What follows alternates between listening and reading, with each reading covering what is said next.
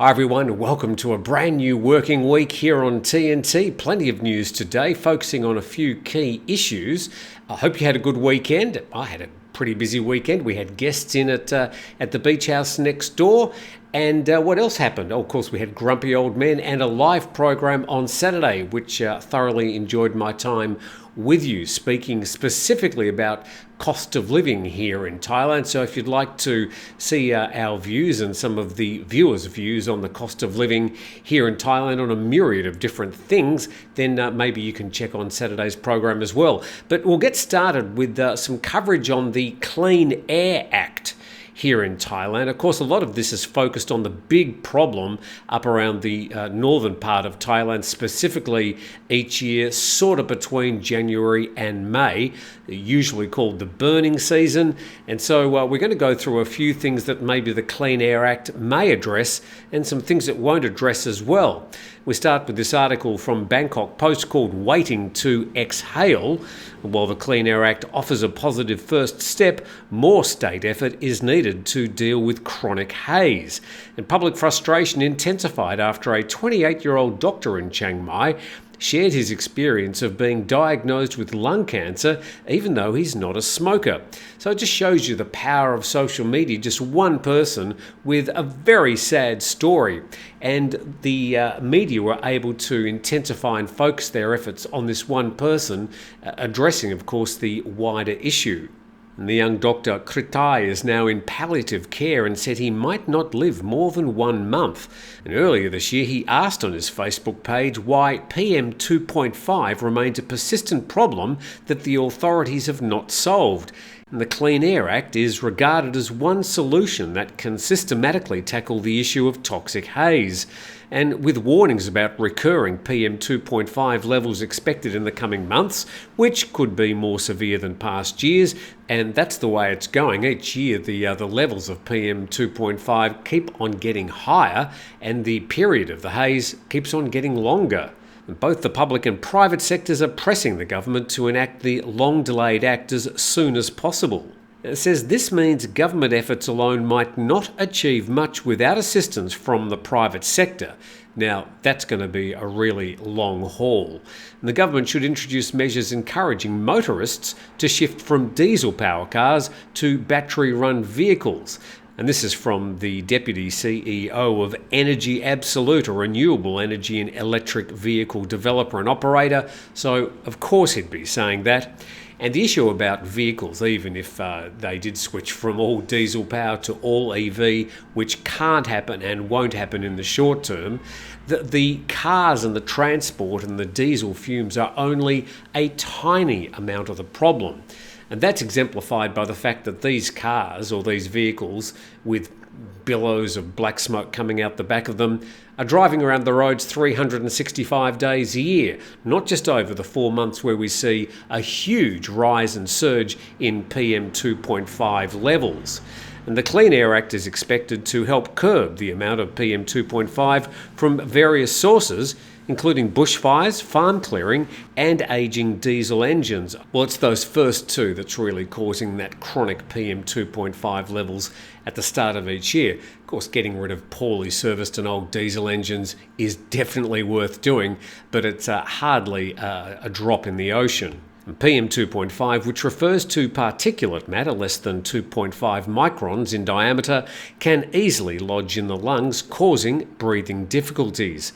And talking about the diesel fuel, they're going to try and curb PM 2.5 levels by selling low-dust fuel, referring to a new type of diesel developed to meet the higher environmental emission standards of Euro 5, and that standard will be enforced from January the 1st next year.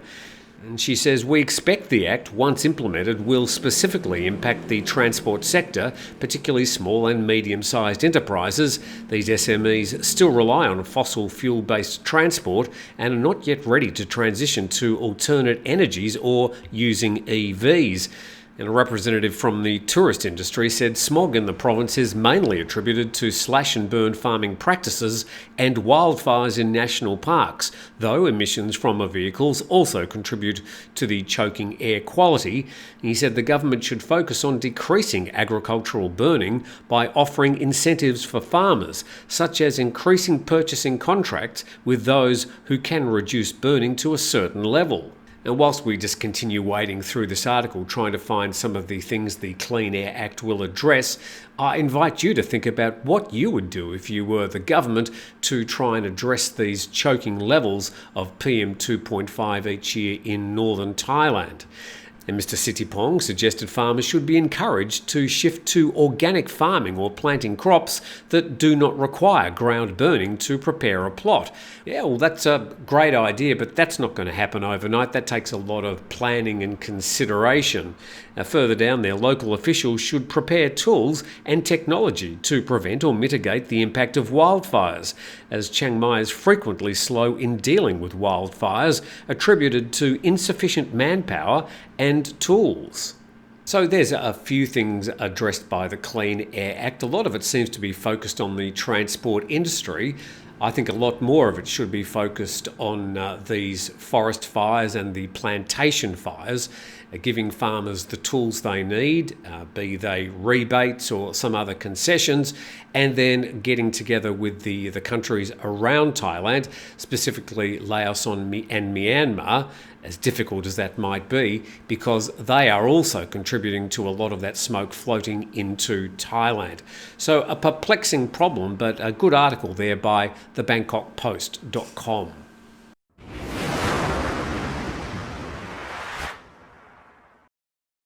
Great to have you with us on this brand new week, and a big thank you to 5 Star Marine for their ongoing sponsorship. Now there's a link in the description below. It's just for TNT viewers. Now Sean and the gang changed the discount from time to time, so you'll have to check out what it is at the moment. Also, this website below, that will also take you to 5starmarinephuket.com. You can check out all the destinations and get in contact with Sean and the team for the next time you want to head out of Phuket to some of the beautiful islands on Phang Bay.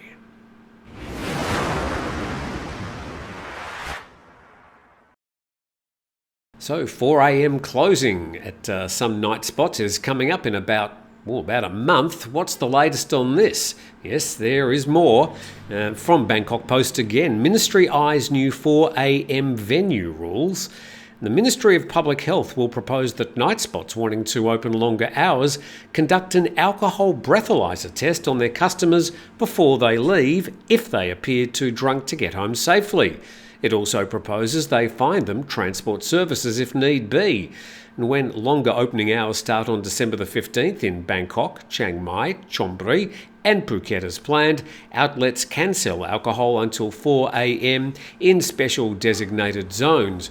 We're starting to learn what some of those special designated zones are. I think it's only Bangkok that's really announced their zones so far, not so much the other parts in the country which will be covered under these new rules. But it looks like this testing, these alcohol breath testing, might be something that's introduced as well. And if the test shows the level of blood alcohol content exceeds a legal limit of 0.05%, the pubs must not allow the customers to drive.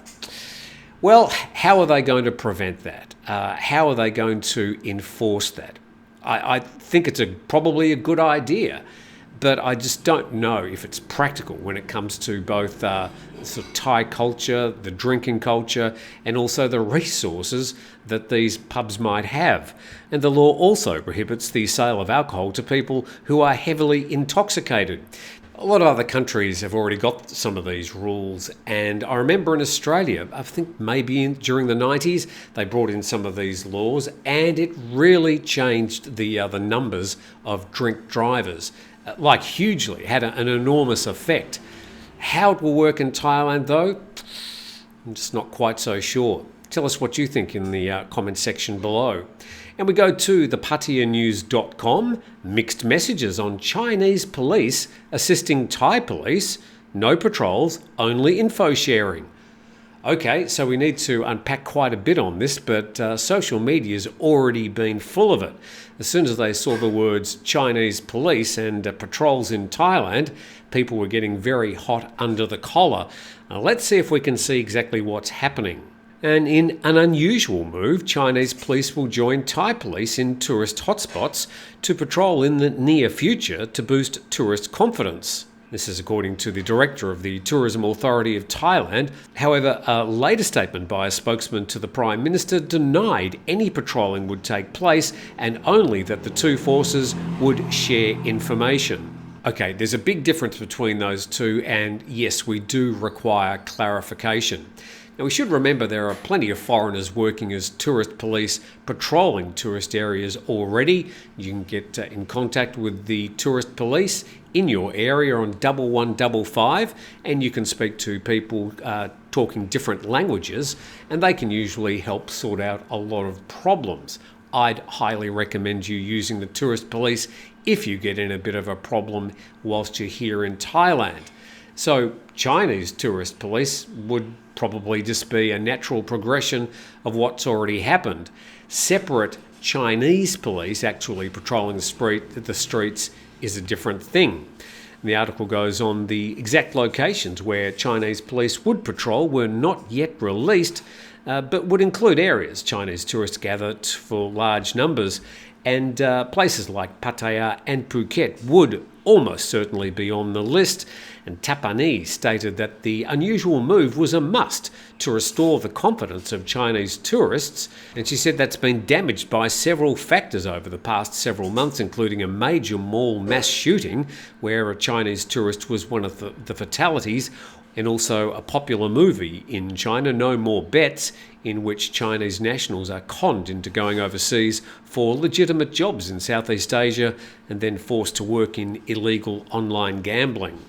Well, it's not only this movie, and not only Chinese nationals, a lot of Thais and Cambodians also getting conned into working in these online, well, they're sort of set up as casinos, but they're not. They're really just covers for these online gambling scams, causing huge problems. And then Tapani added that this program isn't unheard of or a first globally, with China and Italian police previously having a similar program that has since ended. The program was not without its criticism, noted the Pattaya News. And then the TAT governor concluded by saying having Chinese police patrol with Thai police will make not only Chinese tourists feel safer, but also tourists from many other countries. Don't know how she figures that out. Who, according to him, it's a she, trust the Chinese police system. Okay, plenty of questions obviously on that one. And then the announcement has led to furious discussion and debate, much of it negative, online. In fact, it led to a late statement from a spokesperson for the Thai Prime Minister who said the two forces would only share information, especially involving Chinese criminals, but not have Chinese police actively patrol. So it seems to be quite clear clarification from the PM's department, but you'd have to wonder why the TAT governor was sprouting all that nonsense just a day earlier. Then again, it's the TAT.